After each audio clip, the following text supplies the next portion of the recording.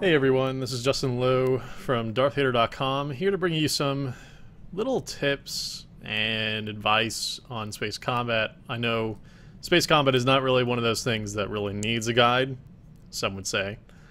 However, I'm going to give you a little sort of interesting look at some of the different options that are available to you in space combat, and also give you a little bit of an overview about what you should invest in your credits into, or your commendations into, if you feel like you want to continue past the first little bit of the space combat missions. So good sort of key advice here if you're starting off on space combat for the first time. A good thing to make sure to do is to buy some upgrades. Now obviously I have some wickedly high-end upgrades for my ship, but those aren't really the ones that we're talking about that you'll really want to pick up right off the start. So when you first start off, when you first get your ship, maybe a little bit before, maybe you should save up some credits, go to your local shop, and pick up a few of the first couple upgrades. Obviously, these are again higher, but the Starship Upgrades vendor in the fleet has some basic upgrades for you if you want to go get those. It's a good idea to pick those up because it'll make space combat a whole hell of a lot easier and a lot more enjoyable to play as well. Now, for the missions again, you know, they are varying different difficulty levels.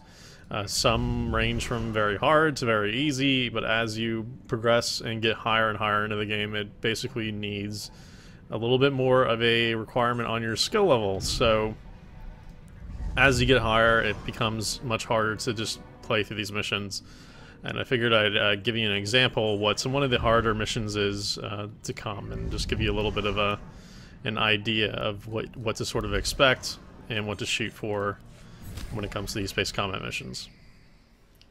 So this is loading up.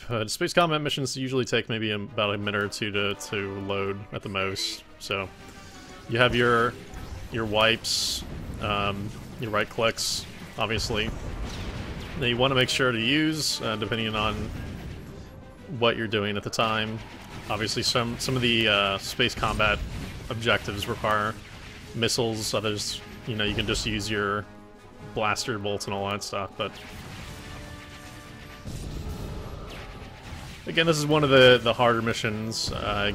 Like, you may have seen the early version of this mission, probably around level 10 or so ish. Like, it was probably one of the first ones that you got, like maybe 20-ish. So, yeah, I mean, this one is a modification of that. It's gotten harder. The ships have shields now instead of just being, you know, easy bait. They're kind of actually hard to destroy. And, you know, you have to basically pound your way through them. You can either use blasters, obviously, or missiles, as it suggests you do. Barrel rolling is actually a good option when they're shooting at you. Obviously, they're not really shooting at me so much yet, but they will here soon. You also have tighter spaces to work with on the harder modes, it seems like to me. Maybe I'm just totally crazy about that, but it seems like you do. Now, one of the things you'll want to make sure to do is, along with your missiles and everything else, be conscious of your shields, because if you keep firing, and also be conscious of asteroids that you run into, you want to make sure to keep an eye out for your shields, because if you don't stop shooting, you'll end up dying because your shields won't regenerate. You want to make sure to keep those shields up as much as possible if you can.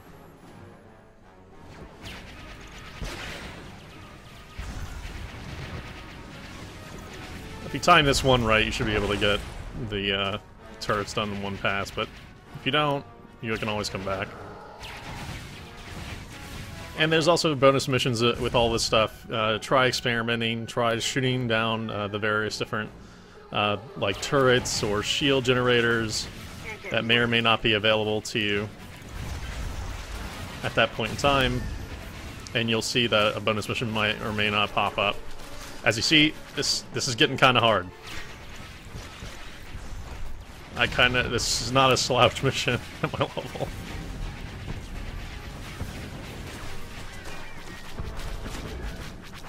You have these waves that you have to be conscious of coming in.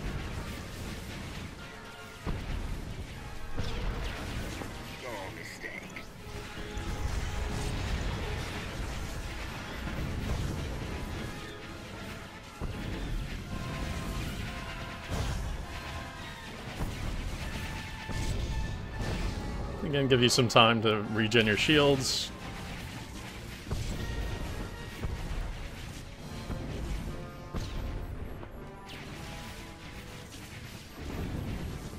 Kind of gotten prematurely blown up here. Almost.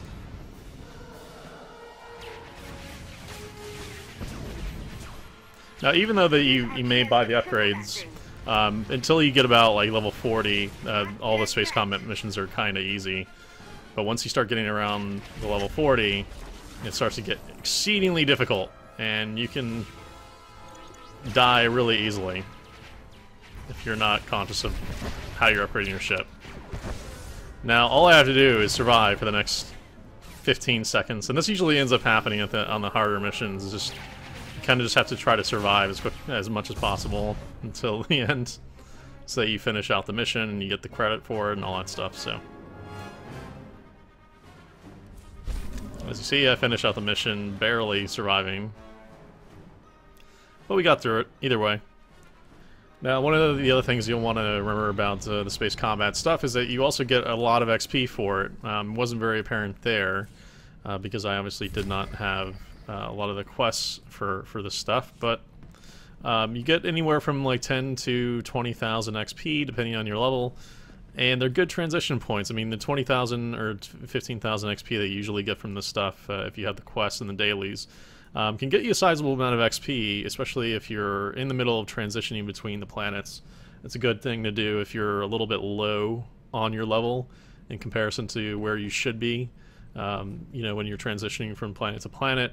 So they're good things to do then. They're also good things to do for fleet commendations, which I'm going to go over some of the rewards to just show them off so that you guys can see from the vendor, you know, what's available and also what's to look forward to. Back now you can see where I'm at. Give you an idea here.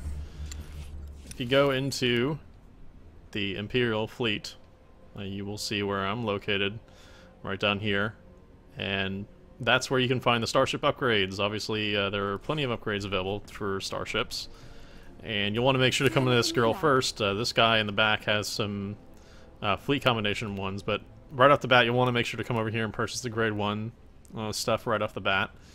It gives you some good stuff here that you can upgrade your ship with and make the space combat missions a little bit easier on yourself. There will be a point where it will require upgrades, but right off the start it doesn't really require them. You can do them without them, but it's not really all that enjoyable without them, so I would recommend coming and getting them. Then you have your grade 3 versions, which, you know, obviously are a little bit more improved over the last tier. And then there's your grade 5 stuff, which you can get here as well, which you know, cost a pretty penny at your level, obviously, depending on the upgrades.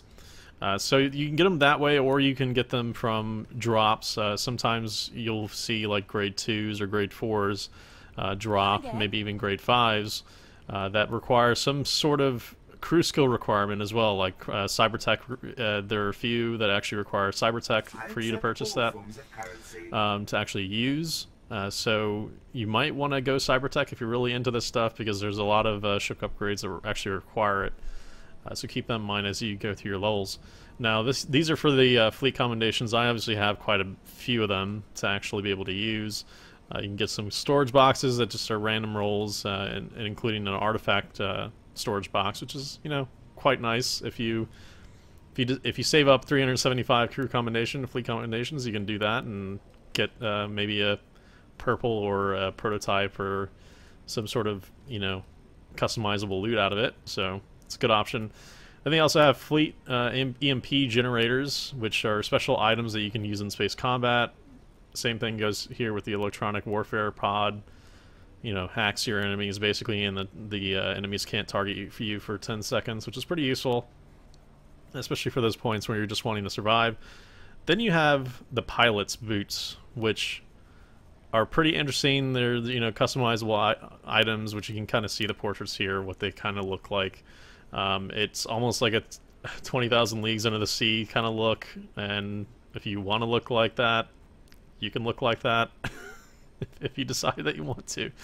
And then you also have a power conversion module, which is also another little ability that you can use, which will cause your shield to generate quicker but also your blast cannons will do less damage, etc.